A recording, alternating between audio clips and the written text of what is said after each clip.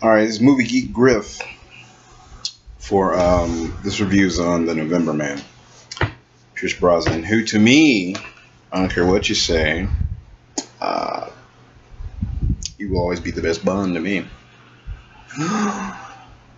Daniel Craig, Sean Connery, whatever, dude. Okay, I'm not gonna like the first of anything just because that was the first person to do it. Sean Connery, I'm one of those dudes. Just because you started something does not mean I automatically, oh, you're the best. Oh, no. Those were kind of no. Well, that was before Pierce Brosnan. I liked the. Man, I can't think of his name. The second guy, Roger. No, yeah, Roger something. Roger. What the heck was his name? The second Bond. Rogers.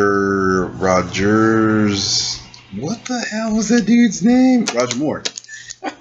But that was just because I think Roger Moore was how I first got into Bond. That's the age I was when I was like, what is this Bond stuff and who's this dude? He's pretty funny. But that was because it was cheesy. You know, Bond was kind of more serious when Sean Connery started, but they didn't have all the. I like when Bond got crazy. I know with Daniel Craig, they kind of no. That is sidebar. That does not say 54. It's 24 because this is the only kind of shirt I could kind of. That kind of played into the November Man movie and globe hopping and terrorism and spies and whatnot. That is 24 and not 54. You should know that because of the coloring and the hue of the thingamajig bob. It's really weird when you record because everything, of course, is backwards. So it looks like 54 or 45, whatever. It's 24. Plus, it would always been cool to have, like, I don't know, Jack Bauer take on James Bond. Would be even cooler would have. I always wanted to write a story where John McClane, born.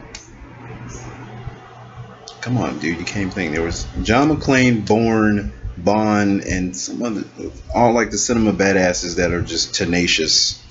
They all have to team up. There was another TV dude. There was, who did I have? I had John McClane. I had Jack Bauer, I had Bond, and Bourne. I think those four would team up,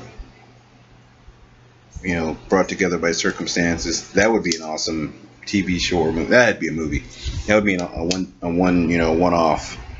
Those four guys working together, thinking they're better than the other and doing things certain ways. But anyway, crap. So when I was growing up, Roger Moore was who I grew up on as Bond, and I liked the more kind of out there Bond. So I grew up on the more out there Bonds, you know, Moonraker and all that shit, you know. So Sean Connery does not get, you know, the Grail, does not get the crown just because he's Sean Connery and he started Bond. No. Daniel Craig, yes, he was okay, but you know, after I fell out of watching Bonds and Roger Moore and was growing up in school, and then you know, I didn't know about, I kind of forgot about Bond, and then GoldenEye, and I was like, GoldenEye blew my mind in '95. I was like, whoa, because I was then older enough to be like, okay, Bond, you know, gadgets, babes, okay, this is one suave mofo. Who is this dude? Pierce Brosnan? I like this dude. This is my favorite Bond. So, you know, yeah, Daniel Craig's awesome, but, you know, he's grittier, and, you know, so he's not as suave to me as Pierce Brosnan.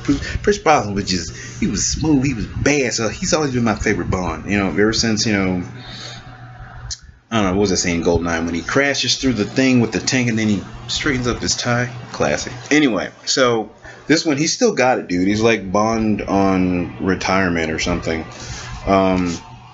The November Man kind of came out of nowhere. I don't remember any kind of advertising until like a month before it came out. I mean, it was like in the periphery, but they didn't blow it up, so I didn't really know about it. I was like, what's this November Man stuff? Click on the link, trailer. I was like, oh snap, Bond's kicking ass again. Cool.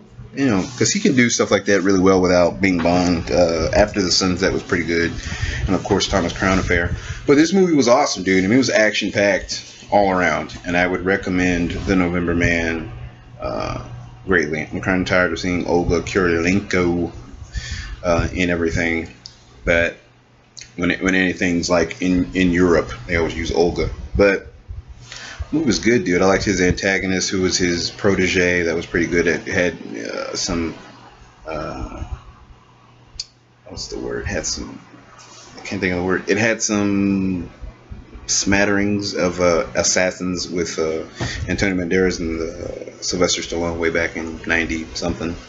So yeah, The November Man, not much advertising, came out of nowhere, but it's a really good shoot 'em up action, hopscotch in a globe type of deal. Really good movie. So a sleeper sorta that catch on a matinee. Go see it. The November Man. It's pretty damn good. Chris Brosnan still got it as James Bond, but he wasn't James Bond, but he was an older retired James Bond. I don't know. He still got it, and it's a pretty good damn movie. So go see it. The November Man in September. It's Movie Geek Griff signing off.